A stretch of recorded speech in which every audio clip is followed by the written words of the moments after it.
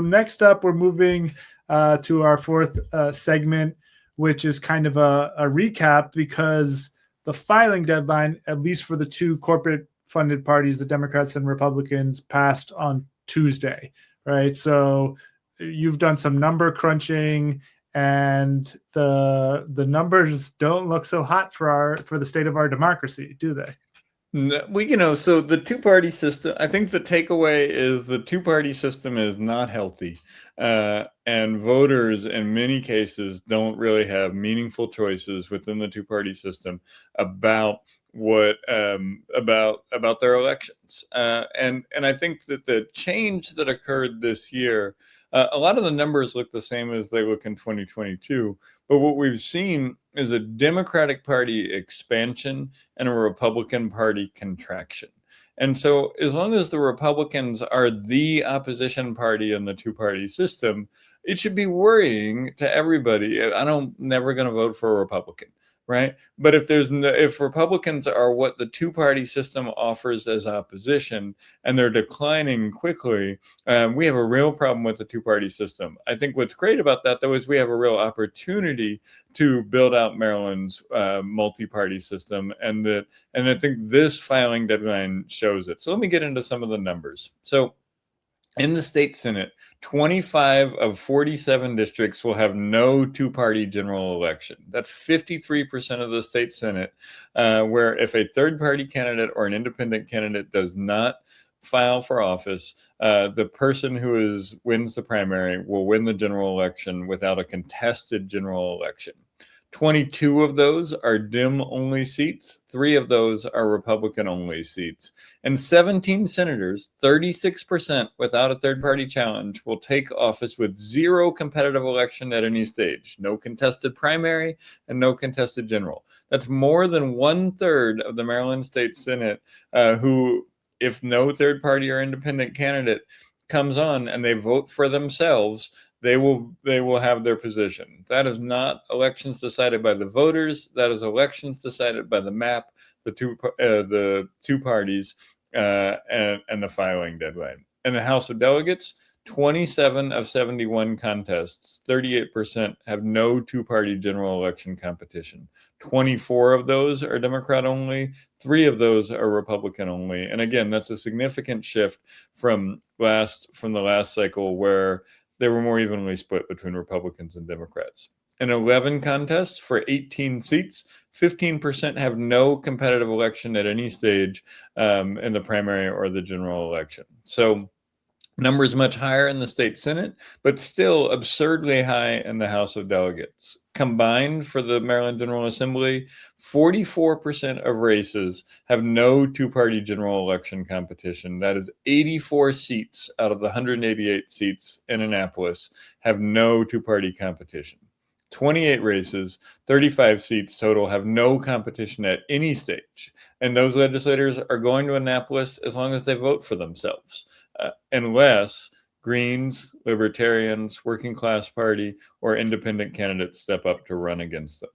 In the governor's race, there's two Democratic tickets, 9 Republican tickets, and a Green ticket. At the county level, 74 of 95 countywide offices, 78% of county offices have single party only competition, no general election competition. And only, I think, 1 of the state's attorney's races has multi-party competition in it. Every county has at least some cross-party competition on the ballot when you include the county council races, but that's because Democrats made that happen. In Howard County, there's 1 Republican running, and in Prince George's County, I think there's 2 Republicans running. And the other counties, and the counties that are more red, there's Democrats that filed for a lot of things because Democrats have been making a push to run for every race. Republicans have been making that push too, but they regressed instead of progressed. Now, if we think about this in comparison of 2022 to 2026, the number of uncontested House races is the same. So that's pretty interesting, right? 27 is the same number for both of them, but the composition shifted drastically. And the Republican went from not filing in 16 races to 24 races. this time around, whereas the Democrats shrank from not filing in 11 races to not filing in 3 races. And, races with no, that are a clear path improved, they dropped some. And Democrats really expanded their filing reach. But to me, the takeaway here is that the two-party system is not producing competition. And without competition, elected officials are not accountable to voters. And they're accountable to party leaders, they're accountable to donors, and they're accountable to national narratives. And if you want the best way to increase accountability to voters is to have competition. I think the other thing about this is that this system, this two-party system, is not getting better at producing competition. It's getting worse at producing competition. And the real answer in the long term is a lot of the multi-party type of things that we've been talking about all year. We understand this problem. It's not new. It's this year's version of this problem, which is why we've been talking about multi-party democracy all this time.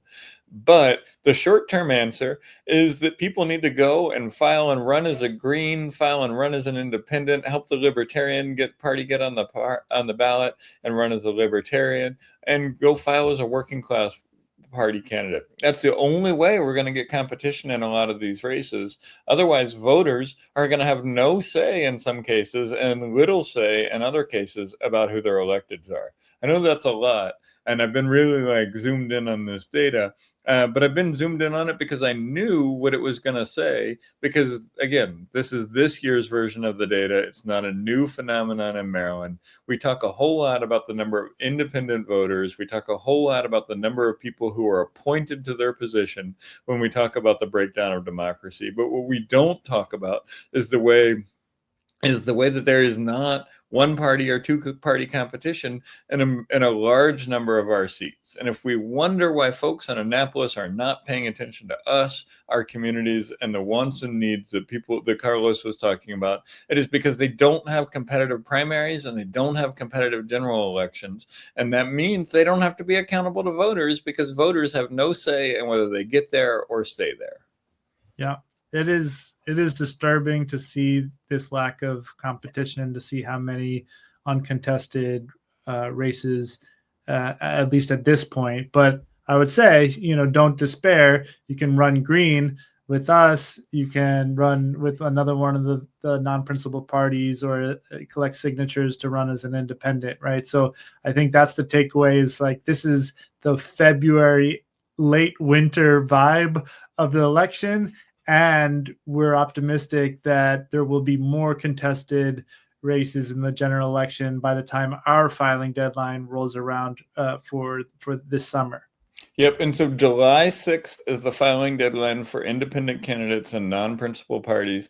And if you are thinking about running in one of these races where somebody is uncontested, please give us a call. Please shoot us an email, Andy@gogreen2026.com.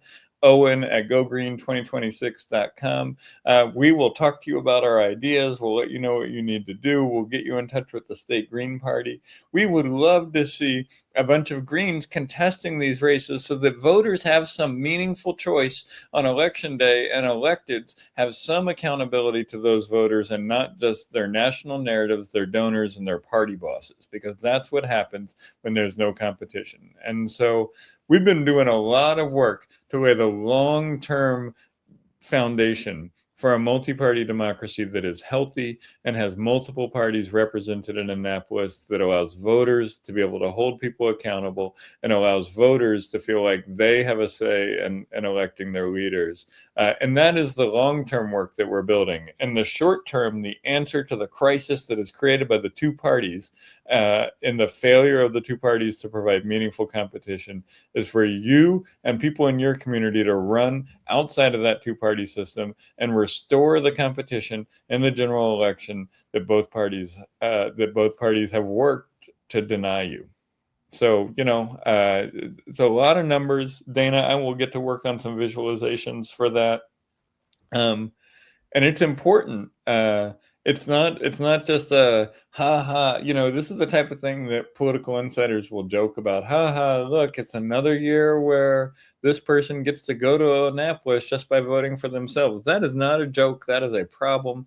It is a serious, serious democratic deficit, and it comes from relying on the two parties to be the ones that give us the competition instead of realizing that our multi-party system is the way that we keep the democracy healthy. And if we don't use it, everything will suffer. And if we do use it, we have the ability to strengthen it now and strengthen it in the future. Yeah, absolutely. Yeah, and I'm excited too about, not just us, but other candidates who are using public financing or attempting to qualify for public financing. And hopefully that shows folks who, would like to run, but maybe don't have networks of wealthy folks to write them 3 or 6,000 checks, or aren't incumbents who have done favors for the lobbyists and the bundlers and the corporations. It'll give more folks hope that they can run and have a competitive and meaningful campaign.